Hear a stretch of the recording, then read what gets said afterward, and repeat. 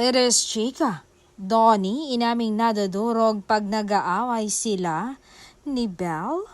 Saad niya sa panayam ng isang interviewer, God knows how much I love Belinda Mariano. Nasasaktan ako kapag nakikita ko siyang nasasaktan.